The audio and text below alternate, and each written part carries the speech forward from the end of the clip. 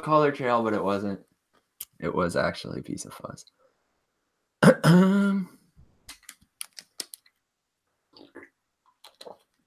All right, here we go. Wait. Why wait? I'm just fucking with you. Oh, all right. I'm gonna edit it out anyway, but greetings, buzz humans, smarks, marks, hipsters, trolls, bros, wrestle bays, and the rest of the Relevant Wrestling family. It's me, your host, and the humble narrator for this evening's main event, the voice of Relevant Wrestling Productions, Joe Fortune, and I am joined by none other than my constituent, the Fungual. What can we say? You fucked it up, Joe. I know I couldn't. Not editing. You can't edit this out now. I have to edit. No, I'll find the comments. I will find them.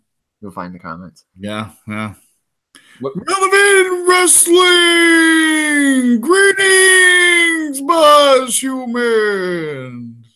I was gonna say something video gamey, but Chris isn't here, so.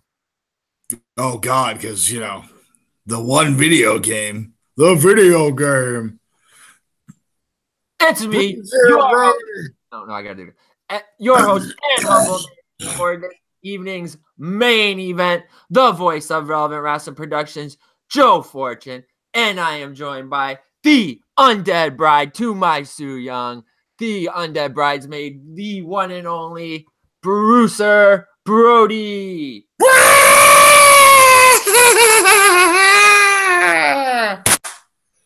I'm ready. Bruiser, happy Saturday. Yes, happy Saturday. From what I can tell, you've been hitting the breweries all day long. Well, no. Yesterday I was out in Beacon, New York at good old Hudson Valley getting the new sour IPA that they dropped. Wow. Do you really, driving the miles, putting in the work, hitting the territories, Oh, yeah. You got to check out the talent, man. Doing the drive, as they say. Doing it. We're doing it over here. That's right, Buzz Humans, and we are doing it. We are riding the buzz waves on episode 23 of the most relevant and buzzworthy podcast in all of professional and independent wrestling. This is False Finish Productions Presents. And hot off the heels of filming last night's NEW event at the Mid-Hudson Civic Center in Poughkeepsie, New York. That's right. False Finish Productions. Big shout outs to our boys. Presents. That's right. Relevant Wrestling Productions Weekly Buzz. Like I said, Buzz Humans, episode 23. You're going to say hot off the heels of something else. Hot off the heels of Scarlet Bordeaux. No. Hot off the heels of one of the funnest events I've been into in years. The good old live pro wrestling Schmoyle Schmambo. Oh, don't worry, brother. That is on the list of topics that we are going to we're going to cover tonight. Waiting for tonight. That's right. Oh. So when you will be here in my arms, waiting for tonight. Oh my God, bro. So that's right, Buzz Humans. Like I said, this is episode 23 of the Weekly Buzz. This is the show where we get together, we break. Right now. That's right. Over marks. We get marks. We break bread. We break Mark's hearts. We sip Mark tears. We swim, cross their spine and crack their skulls. Yep, and swim in an ocean of Mark's blood. We bring the old school flair, the attitude era, aggression. Buzz Humans, we ask you, are you buzzworthy? Are you relevant? Are you adequately prepared to ride your buzz wave out with us, with Bruiser Brody, with Joe Fortune to do the relevant wrestling thing? And, pull no punches here, address the hard topics, what's buzzworthy, what's relevant. And, we are you ready to take that journey with us, Buzz Humans? We hope that you are, because we are here once again. Buzz But before we get into things, Buzz Humans, allow me to plug the social media as always. Buzz Humans, we are proud to be part of the False Finish family. Once again, big shout out to our extended fam, our extended Buzz family, the False Finish fam. Props on helping out with the filming and the production last night at NEW for the big show with Kenny Omega versus Phoenix, Pentagon versus Darby Allin, PCO had a match against Big Bacon, Jack Swagger against RVD. Big show. Yep, big show. Dude, that's what I'm hearing all over Twitter. Big Show is there? No. The big show wasn't there. Got me all excited. What was it called? Undisputed, Undeniable? Something like that. It was an NEW show. Undetermined. It's on highspots.com. I think I'm going to go watch it tonight. Yeah. So there's a plug there. You'll see Matt and the guys around the ring helping out. Actually, if I wasn't out getting beer, I would have went. I wanted to go too last night. I regret not going because it seemed like people were raving about that. I don't regret it because you know why? I live my life with no regrets. Oh shit, bro. Nigga, what? It's all right. I'll cut it out. I'll cut it out. It's fine. It's fine. Nobody's watching. It's fine. I cut it out. Yeah. Yeah, I mean, I wish I went too, man. Like, of course I don't live my life. I live my life with lots of regrets. That's the difference between me and Tim, I guess, right? But anyway, I do wish I went. But just not necessarily even for the show itself, but just to support, the False Finish guys. NEW, my boys. Flip Gordon. Yeah, it's kind of crazy. And I remember somebody said on their podcast recently, I don't know why I can't remember exactly whose podcast, but they were saying like NEW, dude, is like, which I don't believe because I feel like Ring of Honor is higher than them only because they're like backed by Sinclair. But no, Ring of Honor is not considered an independent promotion anymore. I'd agree. I wouldn't even consider like Impact Indies anymore because it's got a television deal. Oh, so, no, yeah. To me, top, it's WWE, Impact, and ROH. I don't consider ROH indie anymore. Yeah, dude, a lot of people... It may be, like, a little bit lower on the spectrum of things, but it's not indie anymore. A lot of people consider NEW... Well, I don't remember what podcast it was, dude, but they were saying NEW is, like, the number one grossing indie. But also, too, it's like you build yourself up on the indies just to get to ROH. Just because the talent on ROH is, that good. And then I agree with you with the whole Sinclair thing. But you think that's true? NEW, top grossing indie in America right now? Really? I mean, dude, they almost sold out in Mid-Hudson Civic Center. That's got to be... But also, too, look at the card there. Are they doing that every time? Like, granted, I know they had all those matches with Cody, and Kurt.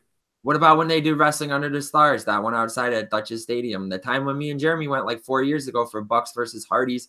Dude, they do big numbers. They do like 5,000-6,000 people at that show. If they did 6,000 to 10,000 last night, they sell out, dude. When they're in Danbury, they do like 2,000 people. So then you can't deny it because the only thing I think I would be able to compete would either be like FIP or PWG, but they don't run venues that big. Bro, FIP does 70 fucking people in Florida.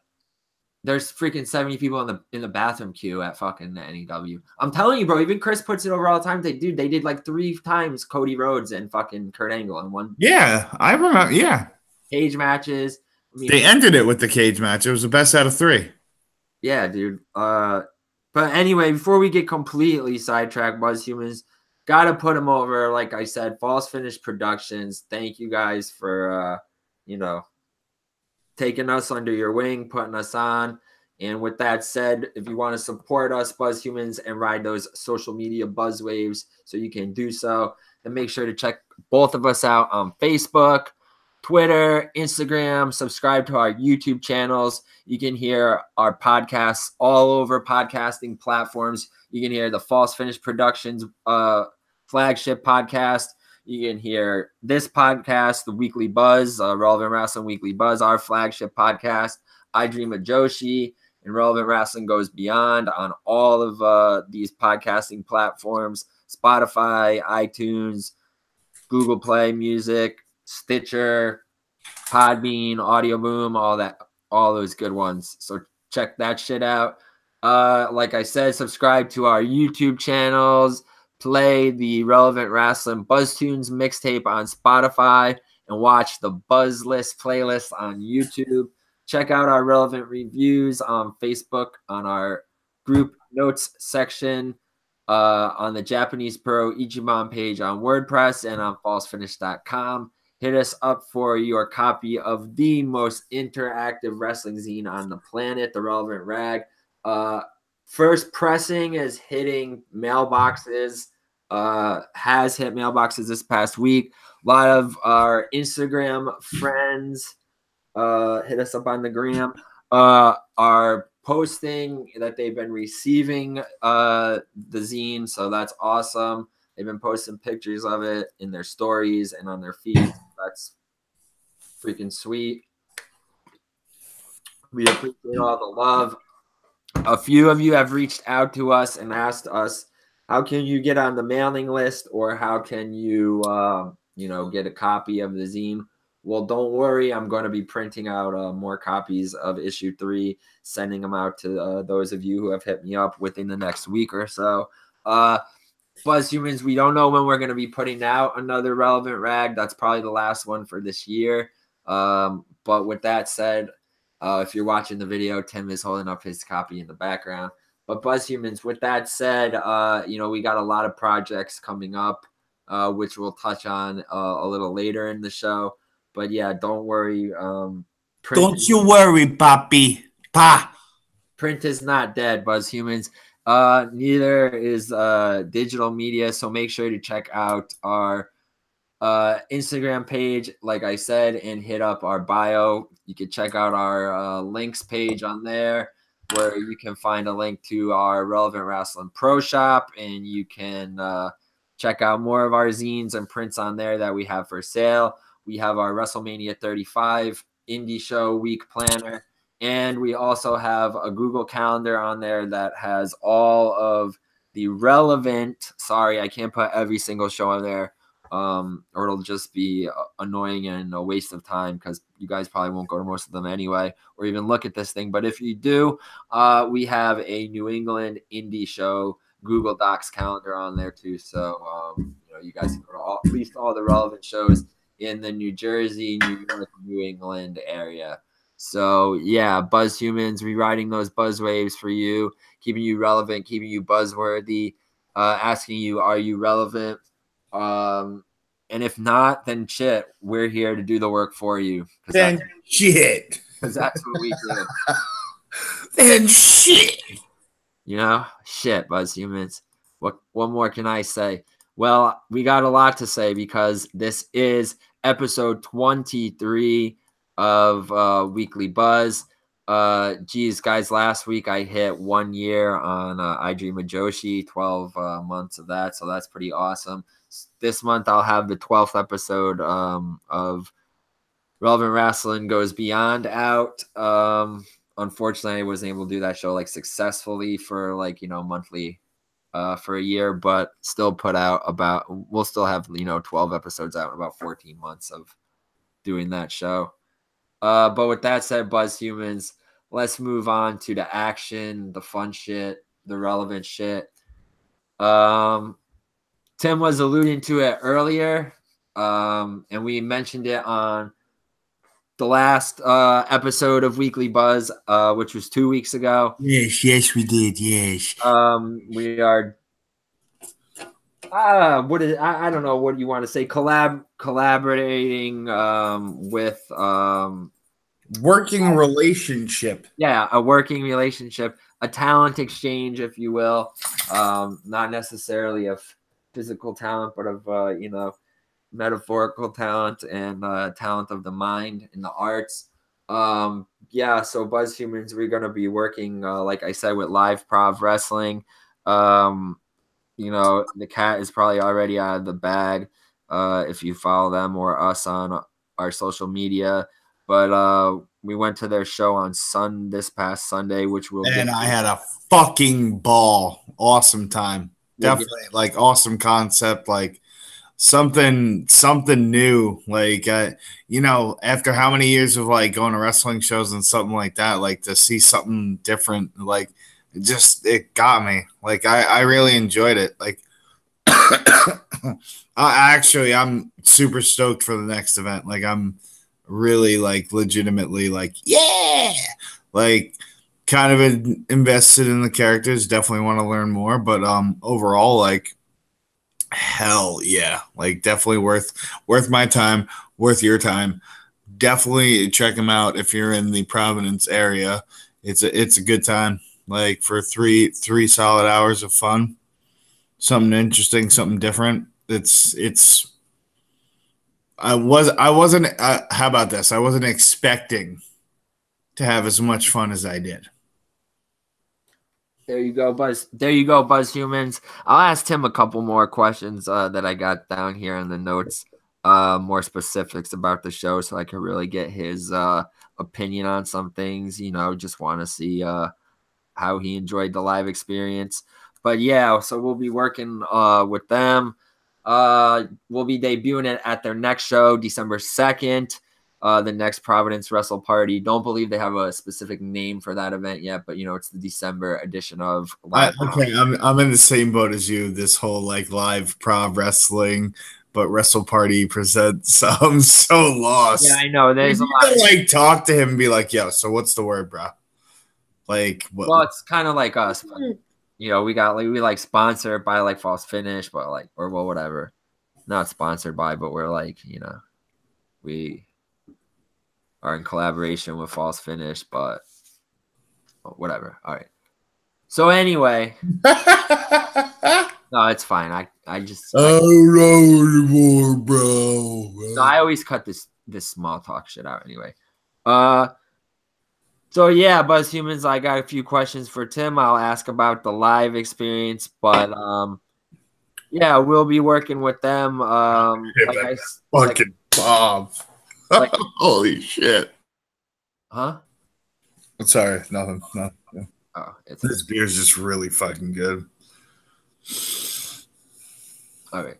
So, like I said earlier, Buzz Humans, we won't be doing the Relevant Rag for a little while. That's because we'll be working on a new project, a new print project with Live Prov.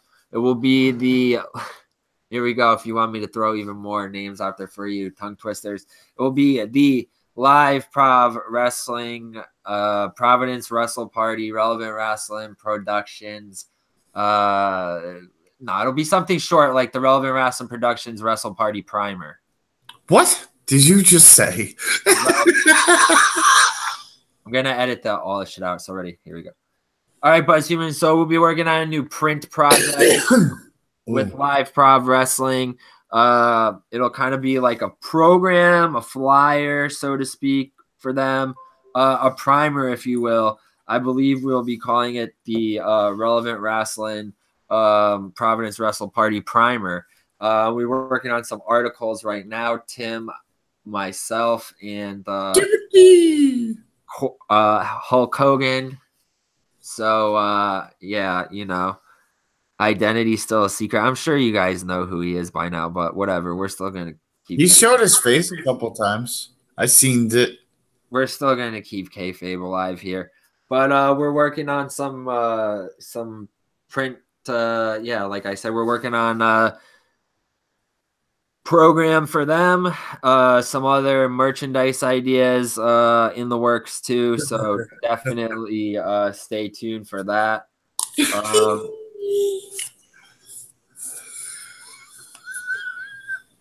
Come on, man. I gotta edit all this. Wait, you're gonna edit it? Because people I'm sorry, I got really excited. Nigga, people don't want to be hearing like squeaks. Nigga, no people want to be hearing no squeaks. Freaks. All right, so Tim, when I first told you guys about this shit, like you and HK, there you go. Yeah, that's what we're gonna say from now. You and HK. HK. I know you guys probably like, what I don't know. What was like what was your like initial thoughts about this before you went? Honestly, I had no thoughts. I really had no inhibitions or no preconceived notions. I kind of went into open minded because I didn't really read anything that was sent to me. So before you were saying like, that's awesome. That's awesome. Before you were saying like it was like kind of like after us going to so many shows and seeing so much stuff after so many years, this one was kind of like different, and I agree with that. I mean, it was in a very small room, right? Would you call it? I mean, it was in the Black Box Theater. No, yeah, it was in a room, which is part of AS220, which is like a big art space in downtown Providence, right smack dab in the middle on Empire Street. This was at the Black Box Theater. I mean, it was like a 40 by 40 foot room. Fucking the ring was like, bro, it had to be a small ring. I mean, it was even like close to the floor level ring. I felt kind of bad for them, but it had to be, bro, especially with that ceiling. That was another thing that like sucked. I mean, that was the one thing I thought that like, it was like super low, and it's not like the ring was even that big, or like tall. They had to like really like work, on the outside a lot and like on the mat, which was cool. But I don't know, like what kind of stuff there stood out to you? Like, what did you really like, or what do you find like different about the Providence Wrestle Party? Dude, they have a band. Right. Like, we have a band that like plays in the background and like sometimes will like pop up and like, add to a match. So I think honestly that adds like definitely a different element, a little bit of intrigue. It also too, like it can help a wrestler get over too, which is another awesome thing to, help out. Other than that, like it was pretty like I hate not to say like standard, but like it. You know what it reminded me of? Like a punk rock version of Chikara. Yeah, I definitely. You know what I mean? Like it's like every like they're not wrestlers; they're characters. Like everyone's got a story, and like that's what it is. And it's a lot of like yes, there was a lot of wrestling, but like there's a lot of acting and like comedic elements to the whole night. So, but God, yeah, you're not gonna see no Kenny Omega and Phoenix, jumping off of the guardrail and Kenny Omega giving him a powerbomb onto the. But overall, I think it's a very well talented group of wrestlers that definitely could be ones to look out for in the future. Yeah, it's a lot of locals, which is cool. I like that. Not too serious. Like I don't want to say that the matches don't mean anything because like it's wrestling. None of the matches mean anything, really. It's fake. But they're like more fun, like Tim said, than like, oh my God, I gotta go see this like 5-star match. It's like John Gresham versus freaking Tracy Williams, and it's gonna be like a Matt Classic. Like, you're not getting that there, but you're getting fun. You're getting a good time. Everybody's slamming cheap beers. There's like a drone metal. Get your peps. Yep. There's like a drone metal band playing. Get your Narragansetts. There's like a drone metal band. Ooh, I fucked up. Edit that. I will. No, you fucking better edit that because that can fuck up our sponsors, bro. You're right, dude. As long as we don't say anything, we gotta worry about sponsors now, bro. Yeah, I know. As long as we don't say anything, isn't that the gimmick now? We're gonna talk about like, oh, it gets in because of the sponsors. Yeah, we can say that shit. We just don't want anybody to call our sponsors, okay? Yeah, niggas.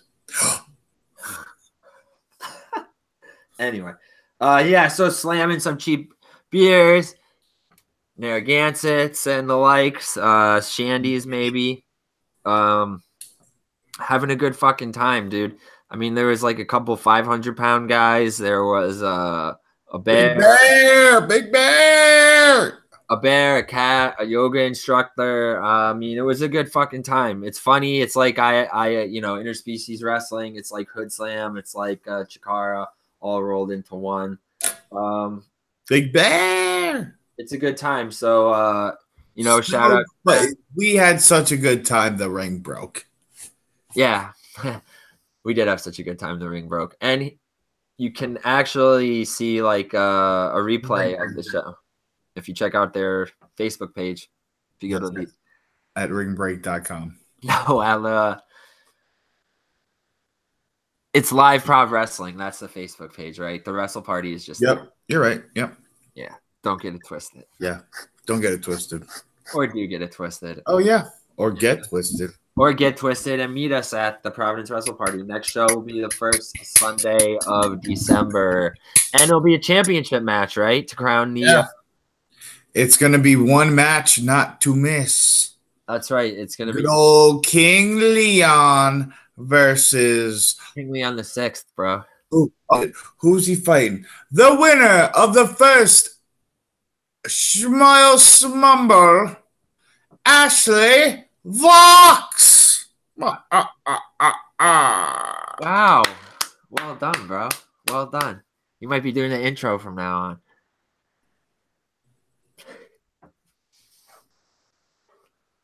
All right, so but we talked some WWE. All right, Buzz Humans. So WWE, what's that?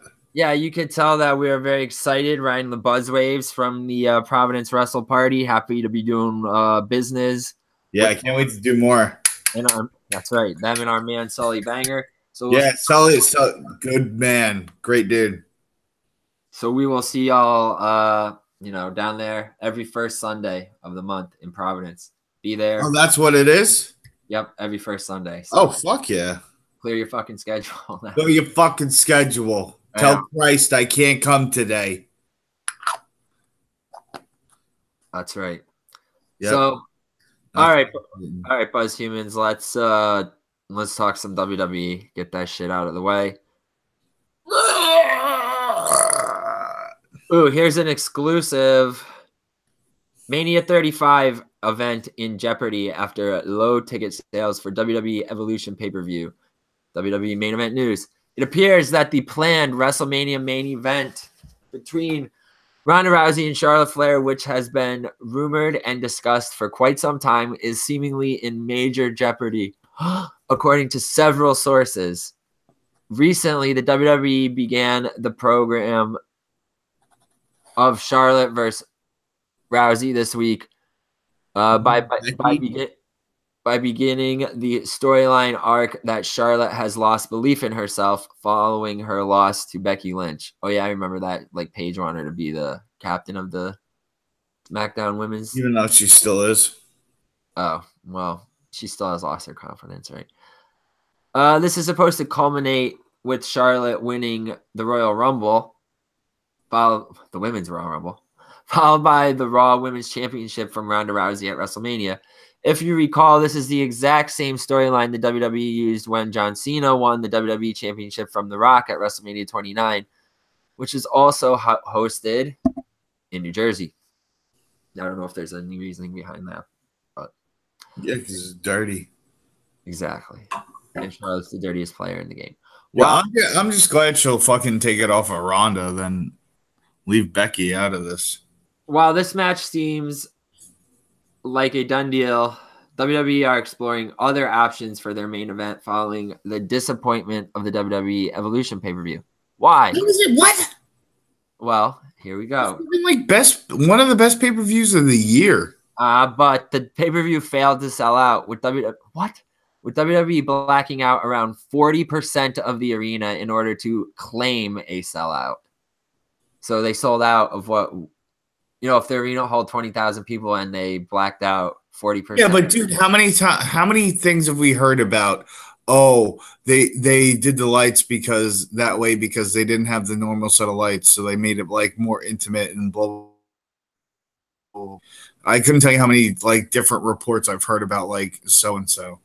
Yeah, I know. I heard that too. And then they're like, they didn't want the set to look too much like Raw or SmackDown or some shit. Yeah. In addition to what? Wow. In addition to that, interest in Evolution was generally poor. Based on a 2-week social media metrics going into the event, a key metric that WWE bases many of their decisions on. The WWE, well, we know that. WWE has been looking to secure The Rock for WrestleMania, as mentioned here on Relevant Wrestling Productions during the last couple months. And his inclusion would make his match the main event, which we've also spoken about here in the last couple months. WWE are keen to having The Rock defeat Brock Lesnar for the Universal Championship and do a rematch between the pair in Saudi Arabia in April. However, if they are unable to secure The Rock, maybe Braun Strowman or Drew McIntyre who will defeat Lesnar and finally take his place as WWE's top babyface. WWE does not secure The Rock.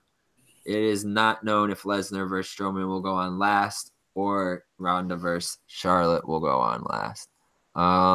So here we are once again, bro, with them, card subject to change. WrestleMania main event, who's going to be in it, who's not. Roman's not here anymore, so that really gives them a reason to, bring The Rock in or a big name if they're going to. They need to pull the trigger on it pretty soon. But we could see the first ever women's main event at WrestleMania. So I know we probably tackle this topic a lot. I don't know if your opinion has changed on it, but what match do you think is going to be the main event for WrestleMania 35? Main event. Yes, the main event. Yeah. The main event's gonna be the main event time that day. Who's gonna be in it? No. Women. Why do I want to see Lesnar versus Strowman? So Lesnar can destroy him again for no reason? You don't think Lesnar will be Lesnar and Rock? I think this stuff with The Rock is just hearsay, bro. I may be in the minority here, but like I don't care about The Rock. I don't. I really don't. Remember, he was supposed to be in Saudi Arabia. Was he? No. So I don't care about The Rock. Like, how am I supposed to believe it? How am I supposed to believe this? I don't know, bro. How am I supposed to believe that Rock is going to be at WrestleMania if they haven't really started to build him up yet? But I mean, it's The Rock. You're not supposed to believe anything. It's wrestling. Yeah, well, I mean, Survivor Series is coming. Survivor Series swerve. Who knows if The Rock comes down and helps Team Raw win? You never know. What? No. No, not at all. So Team SmackDown win. Oh yeah, true. God, you dumb. Yeah, right. Speaking of SmackDown, let's speculate the SmackDown men's main event match. Wild Plains. I look like it said White Plains. While plans are always subject to change, look for AJ Styles to face Randy Orton for the WWE Championship. Oh, boo. Look for Orton to go through programs/matches with Rey Mysterio, The Miz, who's slated to face AJ Styles after Survivor Series. All right, awesome. Miz will get his match. See, I could see Miz wins it for SmackDown, and then he gets his match.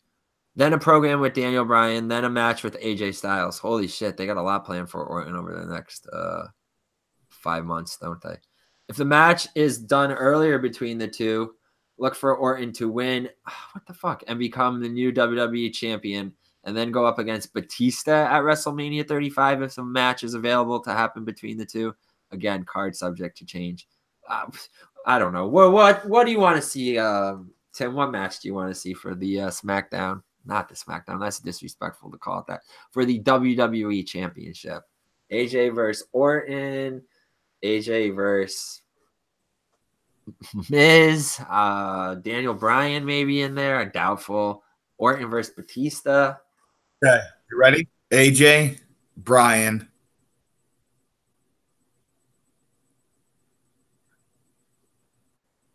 Mysterio. Yeah, dude, I don't know why Mysterio isn't in the title picture. He's been so good lately. Dude, Though those three could put on probably such an insane match. Why not just AJ and Ray? That's fine by me too. They haven't wrestled yet since Ray's been back? No. Wow. Not even a house show? No, people would have blown it up. People would have blown it up. Like, we would know. I think we would definitely know if that match is. Dude, I was just happy that we got Ray Almost. Bro, you see what I mean when I said, like, his dives and shit make sense and, like, he knows what he's doing? Like, that match was so good, bro. He was, like, doing that sliding DDT. I love that thing, yeah. So good. I love Almost, though. I think Almost is killing it, man. He may be low-key on the radar, but, like, every time he's on the screen, he fucking kills it for SmackDown. Bro, they're so good together. They got to wrestle again. Like, that was a really good match. Mysterio, I don't know, dude. Mysterio. Like, I get it. You know, it's fake and all that shit, but, like, you got to give it up to Mysterio, who for, like, 20-plus years has just, like, destroyed his fucking body for us. Yeah. Like, his knees are shot. You know, his spine. His elbows are fucked up. But, like, his hips. But, like, this guy, what is he? He's got to be 40 years old now, dude. He's still putting on, like, arguably, like, getting some of the biggest pops of the night. Like, doing pops that make sense. Like, I mean, just give it up for Mysterio, guys. Give it up. Give it up. He's going to be nominee for a lot of buzzies this year, I think. Surprisingly enough. All right, Buzz Humans. Let's get into some more rumors. Some, buzzworthy headlines. The WWE offer a contract to New Japan Pro Wrestling's Tetsuya Naito. I read a lot of different things about this week. I'm hearing from like some of my some of our sources that it was a rib. Basically, there was a Tokyo Sports interview, and Naito mentioned something about going to WWE or being offered a contract by WWE. But then I think on his Twitter, he later had said something about how that was just like a rib on Chris Jericho. So I don't know if that's true or not, but the rumors are saying that Naito was offered a WWE contract shortly after New Japan Destiny and that he like immediately turned it down. That officials met with him at a restaurant in Tokyo. So who knows? It's wrestling. It's probably all a work. But what's not a work is the contract status of AJ Styles, The Club, and Nakamura. So all of these guys' current contracts are set to expire within the next year. It's expected that AJ Styles will re-sign with the company. His current contract coming up in several weeks. Wow. Isn't that crazy? AJ's contract is actually going to be up before the year's over.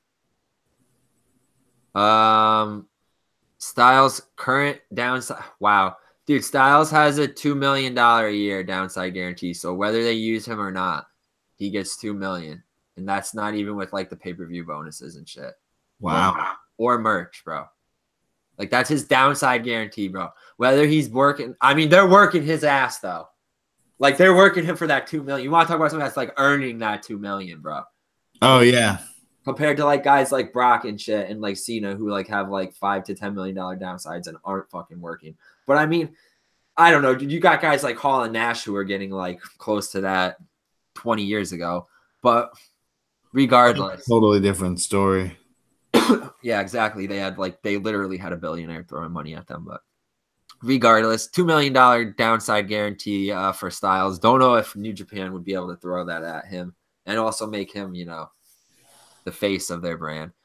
But Gallows and Anderson's contracts expire several months after AJ Styles' contract. We have not seen them on SmackDown Live in quite some time. It has been reported that New Japan is very interested in bringing them back to the company. Time will tell what the tag team will do once their current deals are up. Finn Balor's contract will be up in 2019 as well. While a regular on WWE TV, the company has yet to highlight Balor's full potential since his shoulder injury suffered a while ago. Rumor has it that New Japan Pro Wrestling is looking to offer big-time deals to some of WWE's big stars once their current deals are up. With the Bullet Club storyline taking place now, time can only tell if Finn Balor will remain with the WWE or return to New Japan as Prince Devitt, the founder of the Bullet Club. Nakamura's contract is set to be up in 2019 as well. While not being featured as much on WWE TV as of late, Nakamura has mentioned that while he's very happy living in the United States of Nakamura with his family, you saw what I did there, and he is happy with WWE, New Japan has been greatly wanting a return from the King of Strong Style. What will happen? 2019 is set to be a historic year for the industry, with WWE entering new big-time contracts with Fox and USA Network worth $2 billion, and with New Japan and ROH running Supercard of Honor, which I would take it to, by the way, at the sold-out world's famous arena, Madison Square Garden, and more. What does the future hold for these men? You think anybody's going to go back to New Japan, bro? You think we're getting any flips? No. No club. Club is not going to Impact. Jericho's nope. Everybody's staying. No. Yep. Damn, Tim, you always cut down the rumors, bro. Straight to it. No, dude. Because they really don't leave or flip. Why leave a good paying job? I know. They've been to New Japan. See, dude, I don't know why people leave WWE unless, I don't get it. There's no reason you should leave WWE unless you're fired or released. Okay, they don't work you, but you still have a downside. You could literally sit at home and fuck around with your family, invest your money, and you could still get paid. But people, they want to leave on principle. Fuck your principle. Why would you leave a good paying job, like Tim said? Fuck your principles. Are they just going to uproot and go back to Japan? It's a little ridiculous. And I think something else that we could address or allude to, and that nobody's really bringing up, is, let me read this again. 2019 set to be a historic year for the industry, with WWE entering new big-time contracts with Fox and USA Network worth $2 billion. So if these guys' contracts are up and coming up, and they know WWE is getting huge contracts, why wouldn't they try to push for extensions or bigger contracts instead of just saying fuck it and leaving? Or knowing that there's going to be even more exposure, this is an opportunity, maybe we can get more matches, or even if we're on Main Event or Superstars, at least that shit's going to be shown on Fox and more people are going to see it. Yep. Buzz Humans, like Tim said, stay where the fuck you're at, all right? If it ain't, stay where the fuck you at. If it ain't fixed, don't break it, all right? Mm-hmm. That's right. So something really cool that's been developing over the past couple of weeks, and this is definitely a talent exchange that we know to have been going down. Evolve to feature more NXT and 205 superstars regularly. And we know this definitely to be true because at the most recent Evolve event, well, actually not the most recent one, because as of the recording of this show, there will have been one additional Evolve show since the big Evolve show where everything changed. But here, let's read this one. There's a lot on here, so I'll read this all, you Buzz Humans. Evolve Wrestling made the Buzz Circle. I love that. Wow. We did not write this. I'm taking that. Evolve Wrestling made the buzz circuits recently on social media and throughout the wrestling community when several NXT stars began showing up to events, not only competing but winning Evolve's 2 titles. Fabian Aichner won the Evolve Championship, while the Street Profits captured Evolve's tag team titles. With Evolve having I like that too, a working alliance. Wow. Props to Last Word on Pro Wrestling. You guys are using good buzzwords. Having a working alliance with the WWE and founder Gabe Sapolsky working with NXT. WWE superstars have shown up in Evolve before in the past, including Adam Cole, Cedric Alexander, and others.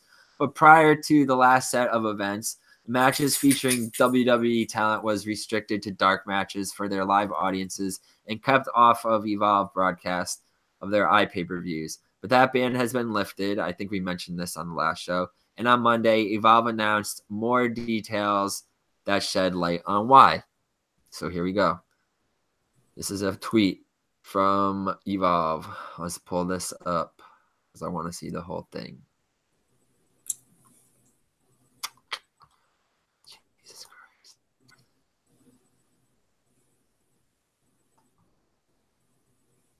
Oh, okay, here it is. In a statement on their, it's on their Facebook page. That's why Facebook popped up. I thought it was a tweet. God damn it. Now I got to take all this shit out. Okay, so here's a link to their Facebook. In a statement on their Facebook page, Evolve, dude, I love who wrote this. We got to get this guy on board. In a statement on their Facebook page, Evolve declared. That's right. They pasted it. The new Evolve is here. It features a mix of independent, NXT, and 205 Live stars in matches against each other.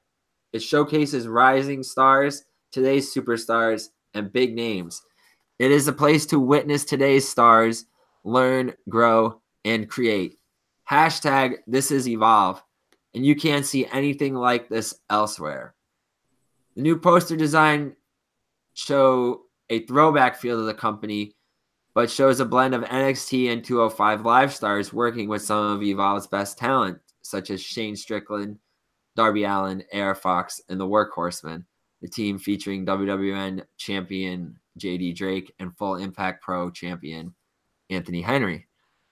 It's also worth noting that the Livonia, Michigan event features a rare Shine Championship appearance on an Evolve show. Oh, so that's kind of like a super show. As new Shine champion Allison Kay, former 2-time Impact Knockouts champion Sienna, will face Shotzi Blackheart. Also, Chicago's Freelance Wrestling will be represented on Sunday when freelance champion Isaiah Velasquez defends his title against the Academic Standard GPA, Jeffrey Percival Austier, who has been feuding with Velasquez this summer. So last night, I'm not going to give any spoilers away, but last night, as far as mashup matches, we had DJZ versus Mustafa Ali, the Street Profits defending their newly won tag team championships, Evolve Tag Team Championships against JD Drake and Anthony Henry. And the main event, which I guess is an NXT match, but for the Evolve Championship because Fabian Aichner was the champion. Fabian Aichner defended against Cassius Ohno.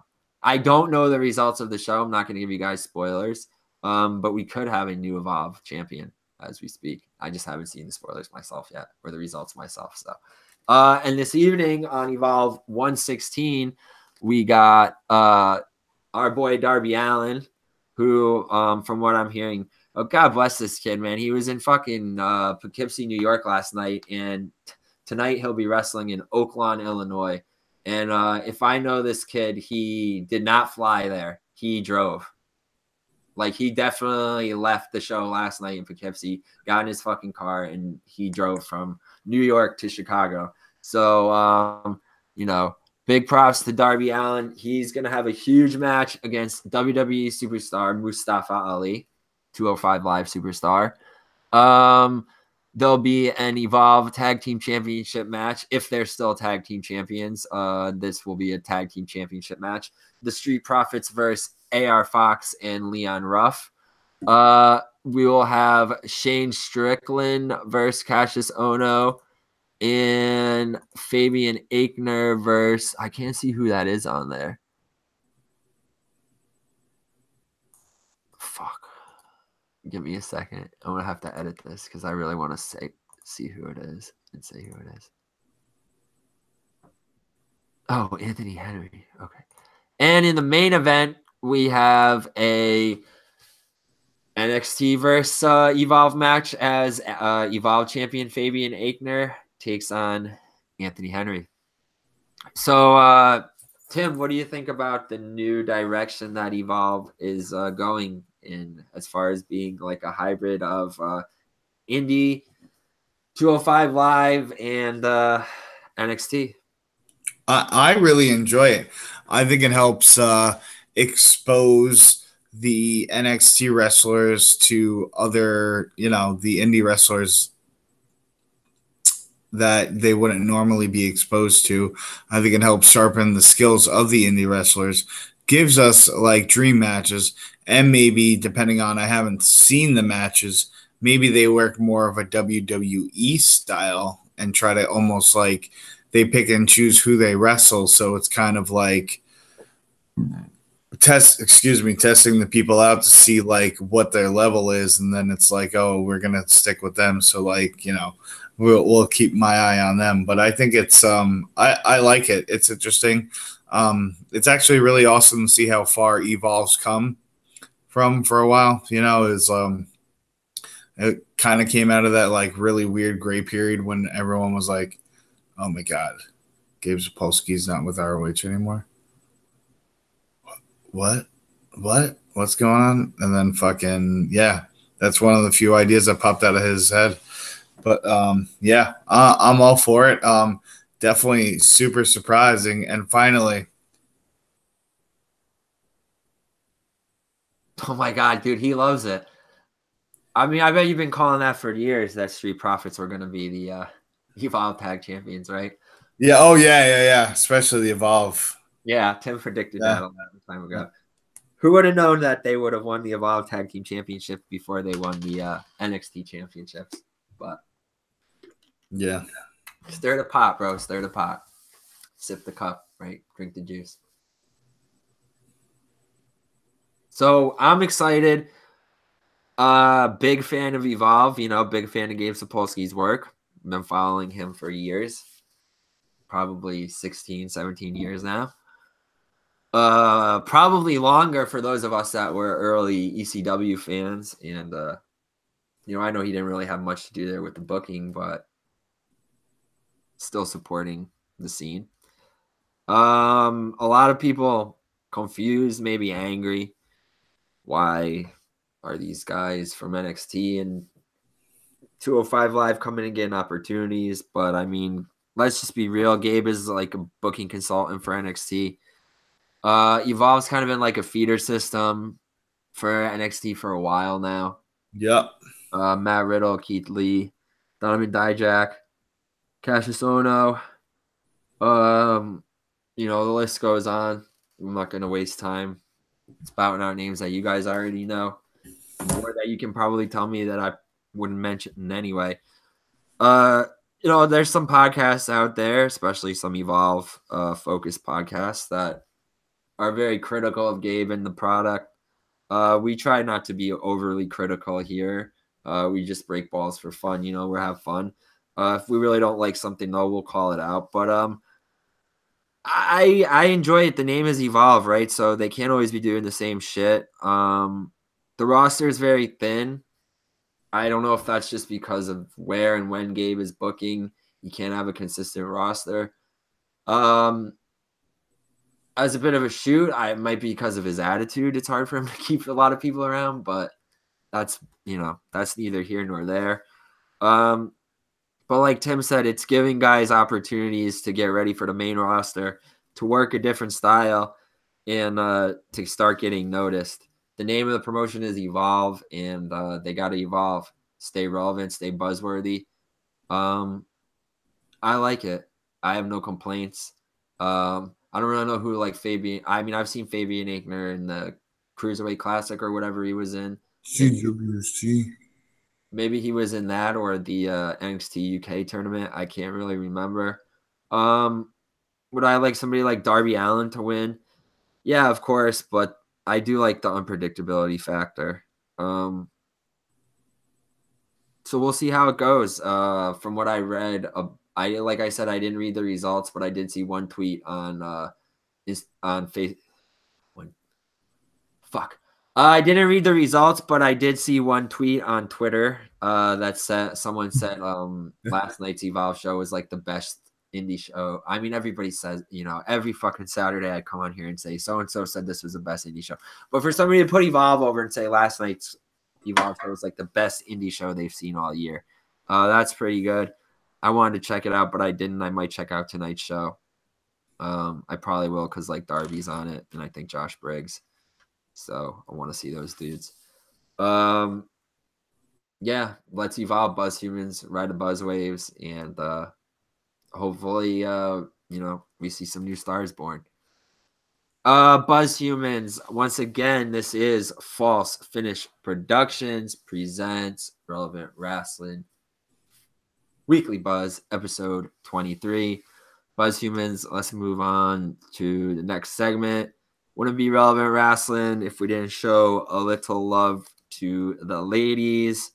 So I got a really cool story once again from Last Word on ProWrestling.com that this is actually not an original article from them, but they are like reblogging an article from Yahoo Japan. So let's read this. Meiko Satomura tells Yahoo Japan she will be back with the WWE in 2019. All right. This past Wednesday, 38-year-old Joshi legend Meiko Satomura, and shameless plug, Buzz Humans, if you're fans of Joshi Pro Wrestling, then you can check out one of our other podcasts, I Dream of Joshi, that I do for all of your relevant Japanese women's pro wrestling needs. We just celebrated our 1-year anniversary, so check that out on our social media platforms and podcasting platforms. But that's right. This past Wednesday, 38-year-old Joshi legend Meiko Satomura, founder of Sendai Girls Promotion in Japan and one of the standout performers in this year's Mae Young Classic, told Yahoo Japan that she intends to return to the WWE in 2019. Let's read the official story down here. Meiko still has lots to do in Japan, including fight the current Sendai Girls champion Chichiro Hashimoto at Big Show in Osaka on November 17th. Plus, she still works in Big Show in Providence. Name of the episode. Plus, she still works in the UK with Pro Wrestling Eve and Fight Club Pro, where she is the current reigning and defending Fight Club Pro champion. Still feuding with Pete Dunne. According to the interview with Yahoo Japan, here's the official statements. Meiko was flown into New York last month to watch WWE Evolution with several other of the Mae Young Classic competitors.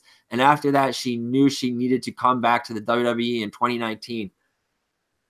And I quote, "The scale and level are completely different," she said. "The fans are so noisy. I want to stand in that ring. I feel strongly that I cannot just stay in Japan." While she expressed interest in facing Raw Women's Champion Ronda Rousey, saying she had not seen a fighter who emitted such an aura, she was impressed most with the match between SmackDown's Women's Champion Becky Lynch and Charlotte Flair, saying the whole match made her body tremble. Goddamn fucking right. Meiko Satomura also said that a full-time deal was never going to be in the card. With her commitments as the owner of Sendai Girls and her obligations in other promotions around the world, it just wasn't feasible. She did say that she left with an open door invite to return when she was able, and it's something she seemingly intends to take advantage of. If an opportunity comes up, she said, I will definitely make the trip across the ocean. Mako stole the first few rounds of the Mae Young Classic with solid displays against Killer Kelly in the first round, an absolute classic against Mercedes Martinez in the second round. She ultimately lost to eventual winner Toni Storm in the semifinals in yet another tournament standout. No word where Satomura would be utilized, but it would more than likely be a run with either NXT or the UK NXT brand. Given the opponents she could more easily work with, although a match against Asuka would strongly be something of epic proportions that everyone would like to see. Before she joined the WWE, Asuka, then known as Kana, was one of Mako's rivals across several promotions. So we would love to see that rekindled, I believe. A lot of people would. Yeah, Tim, what do you think? Did you enjoy Mako's matches in the Mae Young Classic, and would you like to see the Joshi Pro Wrestle champion? Yeah, I enjoyed her. I thought the Toni Storm match was really good. But did you think Mercedes was better? Or Toni was her best match? With Mako? Bro, I don't like that Toni beat Mako, so I think the match with Mercedes was really good. And now Mercedes finally got signed, right? I don't know.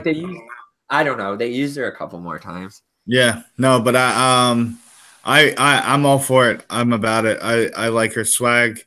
I think she's good. She's an old ring general. Like I know.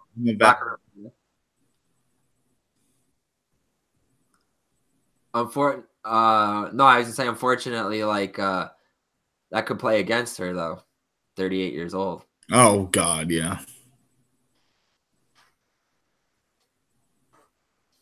Anything else to say about it? No, I have nothing to say. Why?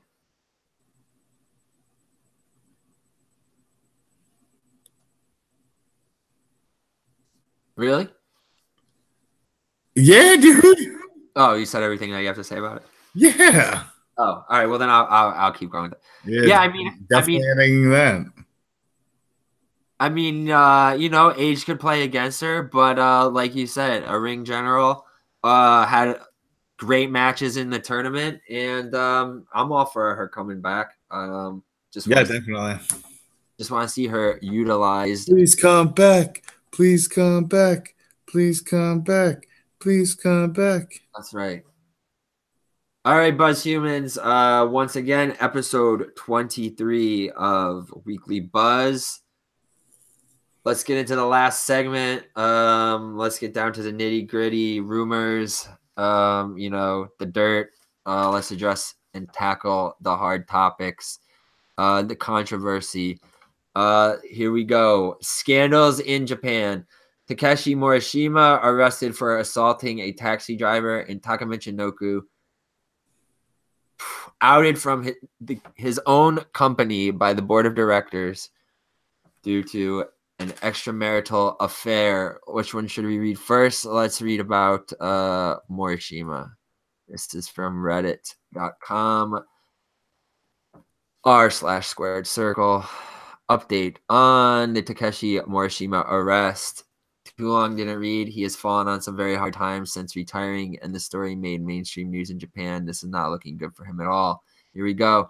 Takeshi Morishima, 40, who at one point was thought to be one of the biggest stars of the current generation, but never reached that status for a number of reasons having to do with health and injuries, was arrested this past week. Yeah, I think it's important to read all this, just so we get all the facts out there. Morishima, all the facts out there. Morishima, who retired due to both health issues and physical condition issues in 2015, was arrested, allegedly attacking a taxi driver at 11:30 p.m. on November 4th in the Kabukicho section of Tokyo. The driver, whose name is not known, was reported as seriously injured with cheekbone injuries after Morishima refused to pay 1,800 yen, which is $159 American fare, and was allegedly punched in the face. Damn. Morishima was originally to make a comeback on, and I know that I reported this. I think we talked about this on a different show. At least if we didn't talk about it on this show, I might have mentioned it on I Dream with Joshi. But Morishima was originally to make his comeback on October 15th after 3 years out. But due to battling sepsis and undergoing surgery, his return was delayed until 2019. The story ended up making mainstream news, including being covered on the TV Asahi Evening Newscast. The belief is because Japan is so much about honor that this story will prevent him from coming back to wrestling anytime soon. Morishima at one point was being groomed to be the top star in Noah, a 300-plus pounder who could move like a Terry Gordy, who he greatly resembled in appearance, to give him credibility. I think he looked more like Stan Hansen. They sent him to ROH to become champion there, and he had a tremendous series of matches with Bryan Danielson, who I have a really cool T-shirt. Pop the eye out. Yeah, from I think Cheap Pop Shop that showcases those matches, including the didn't know this 2007 Wrestling Observer Match of the Year award winner. Yeah.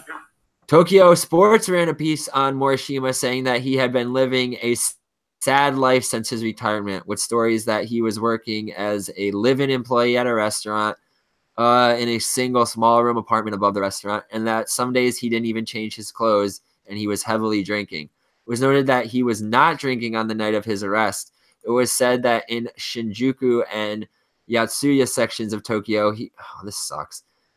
He was frequently seen bumming money off of fans or wrestlers, and many businesses in the area didn't want him around their premises. He would act like a star, show up in the bars in a taxi, and try to get the patrons in the bar to pay the taxi charges, and claimed he once did the same thing at an independent show where he showed up with 500 yen taxi charge and tried to get a younger wrestler on the show to pay it. And that's all taken from the Wrestling Observer. That sucks, dude. I like Morishima. Huh? I said that's horrible. Yeah, it sucks, dude. He was like a fucking beast. You always talk about the match where he killed Homicide. Killed. And all the matches where he killed Daniel Bryan. So, I mean, that sucks, dude. He was going to come back from his return, had an injury. Or what's sepsis, yo? It's bad. It's gross. What is it, like a footing? Cock pee. I don't know. I don't know. It's bad, though. Oh, well, that sucks. You're like toxic almost. Oh, shit, bro. Well, that sucks. I guess Big Homie's getting drunk and trying to hit up the fans for rides home. Or to pay for his ride home. Even worse. Bad friend. Yeah, that sucks. It doesn't look like he's going to be coming back to wrestling. Ever. Taka Michinoku. Tim's going to love this. One of Tim's buddies. Ejected from Kaientai Dojo Wrestling. Oh, no. This past Monday, news broke in Japan media of a scandal involving former WWE superstar and WWE. That's not true.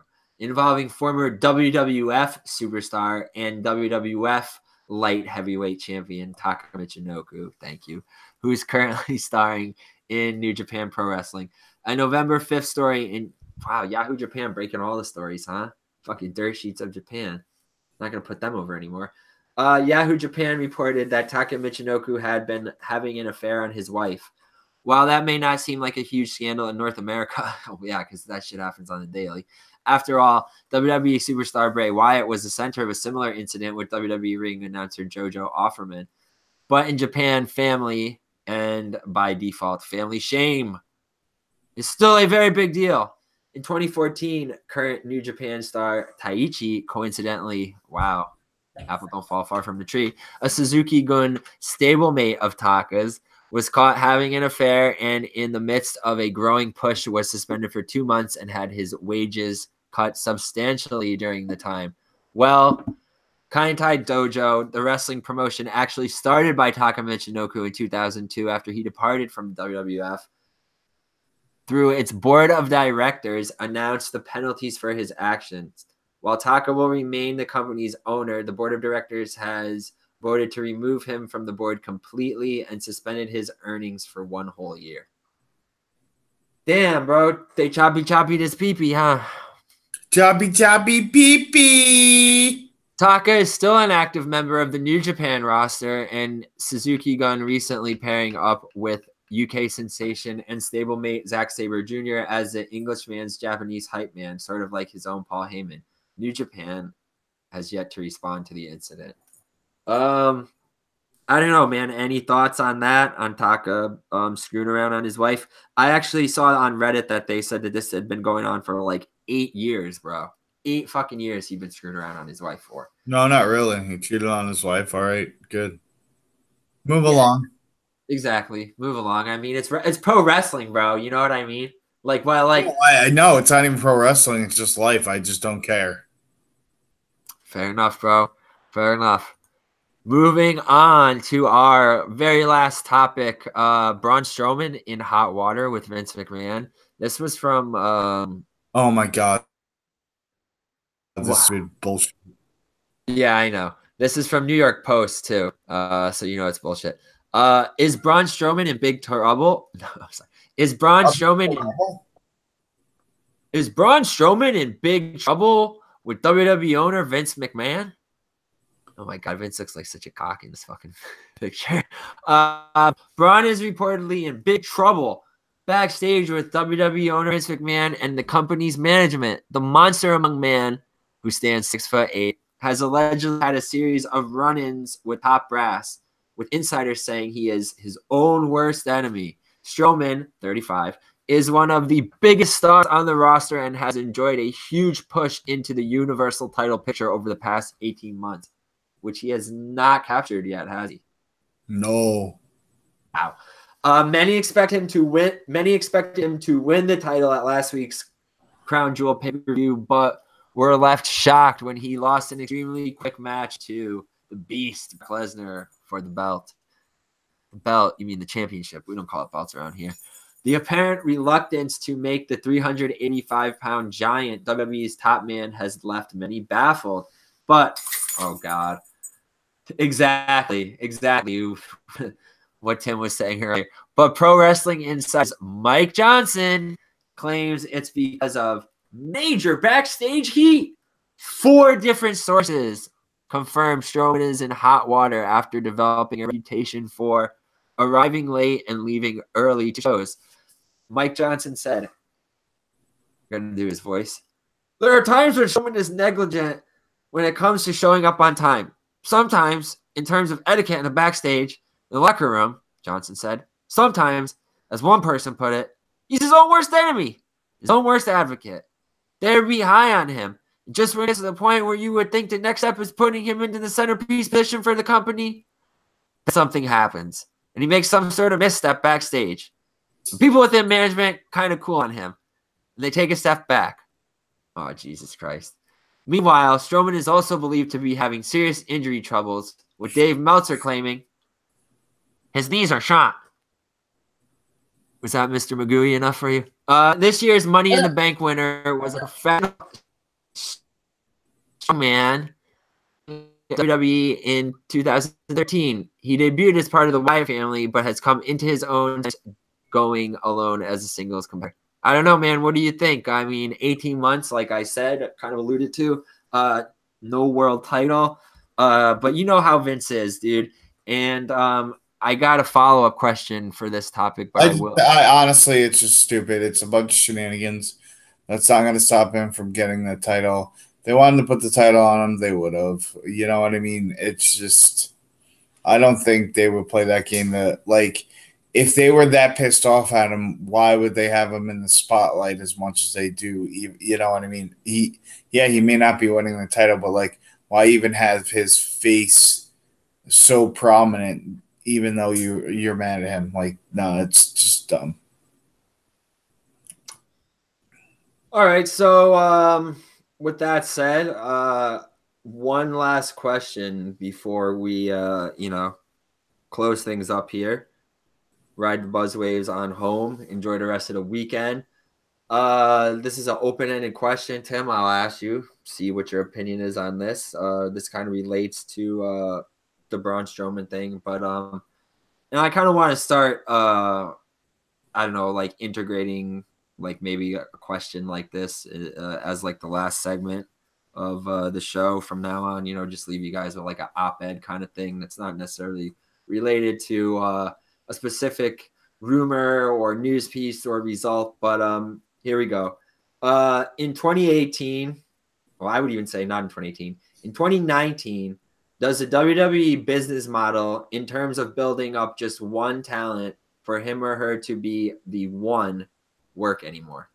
So basically, do you think WWE is past the days of the John Cenas, the Rocks, the Stone Colds, the Bret Harts, the Undertakers, the big guys, and right now with all the 50-50 booking and, not really guys having developed gimmicks or even, outfits and shit that really stand out from each other, kind of casual fans just seeing everybody as one note.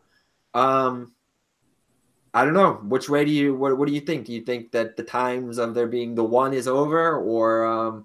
Yeah, I think the one is over. Mm-hmm. But also, too, maybe the one would still be there if they just didn't have a flooded roster. I still think their roster is way too big. I think that's their biggest killer for them. Can I tell you talent that they don't use? Not to interrupt, but to touch on that point and to back your point up, I just downloaded the most current roster for Extreme Warfare Revenge Wrestling Simulator. And I was going through because I keep saying I want to start filming myself playing that, but I finally updated everything with the right graphics and the roster. And I even put the Relevant Wrestling logo in there so I can start Relevant Wrestling Promotions, Wrestling Championship Federation. But seriously, when you look, what I'm getting at is now this is their combined roster. But I was trying to get a feel okay, what's the average number of people that are on the rosters on here, so I can make a fair roster. Yeah. WWE has 255 people on their roster. That's Raw, SmackDown, NXT, 205 Live, NXT UK. But they're and people on some of the people in there are still have in developmental. So it's people working the Largo loop and shit like that. You got your Keith Lees, who really just made their debut. Your Punishment Martinez just got moved onto there, but in developmental. Guys like that, okay? 255 people, dude. Like you said, that's a huge roster. It's very hard to build, the one. Yeah.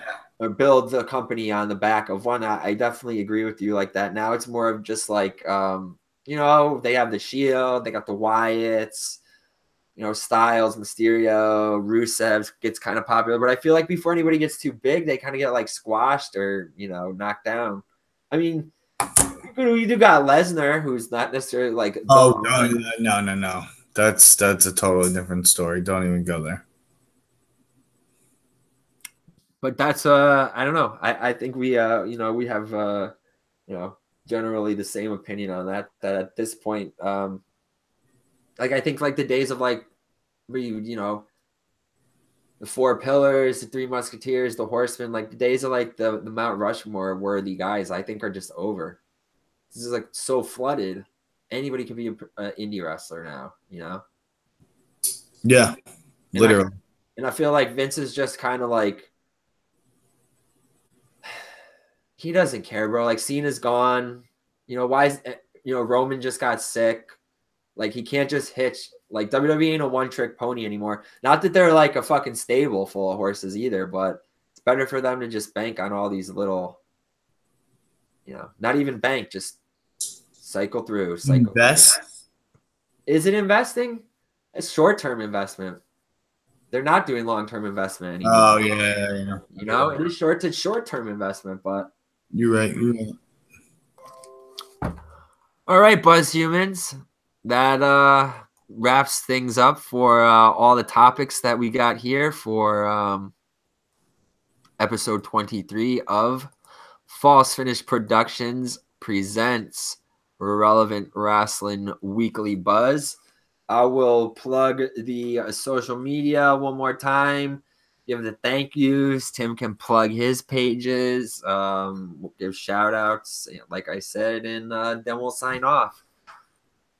So with that said, Buzz Humans, once again, big props. Congrats, their biggest gig yet. False Finish Productions last night at the NEW show for the whole thing, but more importantly, filming that Pentagon and Darby match and that Kenny and Phoenix match, which people are saying are two of the best indie matches of the year. It's crazy. Year's almost over, but big shout out to them, False Finish Productions. Make sure to check us and them out all over social media so you can ride the buzzways with us. Facebook, Twitter, Instagram, YouTube, all over social media. That's right, Buzz Humans, False Finish Productions, and Relevant Wrestling Productions. Play the Relevant Wrestling BuzzTune mixtape on Spotify. Watch the Buzzlist playlist on YouTube. New songs and matches added weekly. Check out the relevant reviews on our Facebook group page on our notes section. Check out more reviews on the Japanese Pro Ichiban page on WordPress. Who am I kidding? We don't update that page anymore. But I will soon. I promise. I'm going to do some reviews soon because the holidays are coming up and I got some time out from work. We'll be working on some new things. So, yes. Also, make sure to check out falsefinish.com. Hit us up for your copy of The Relevant Rag, issue 3, second printing on its way. Check out our WrestleMania 35 week indie show planner, our Northeast, I'll call it, our Northeast indie show Google Docs calendar so you don't miss a relevant show. And head on over to our Relevant Wrestling Pro Shop on Big Cartel for all of your buzzworthy wrestling wares, prints, and zines up on there. The holidays are coming up. So, let's bless each other down with the gift of giving. Buzz Humans. Whew. Once again, thank yous. Shout outs to False Finish Productions, to our extended Relevant Wrestling family, to Chris. Chris putting in overtime at work, so we can't fault him there. Jake doing his thing out in Tennessee. Jake went to Southern Underground Pro show recently. Saw Marco Stunt. He saw Jake Parnell, Brett Iverson. He really enjoyed himself. That's pretty cool. Got to see Dom Guarini, Kevin Koo, Angelus Lane. I'm trying to get out there one day to a show. Southern Underground Pro on the rise. Shout outs to Dan, Jeremy, Tyler, and the rest, our extended Buzz family. Austin and Bob at IcoPod. Hulk Hogan for all of the cool artwork. Tenacious Tyler for the flyer. He's back. So check out all his shit on social media. The Suck Me crew, everyone who has helped out with the Relevant Rag. Tim, before the Relevant Rap starts playing, do you want to plug the Bruiser Brody page? Yes. If you like wrestling and you like beer, then check out my page. It is BREWSIR_BRODY because I gotta. So check it out. Let me know what you think. And Buzz Humans, because I know that you fucking hear it in the background. Last but not least, big shout outs to our man, John Kramer, a.k.a. Jamel Wright, for the Relevant Rap. Buzz Humans, this has been episode 23 of the most relevant and buzzworthy podcast in all of independent and professional wrestling. This is False Finish Productions presents Relevant Wrestling Weekly Buzz. Buzz Humans, kayfabe may be dead, but originality and diversity are not. For False Finish Productions and Relevant Wrestling Productions, Joe Fortune, Tim, a.k.a. Bruiser Brody, Buzz Humans, it's always relevant to us. Damn it. Peace. Woo!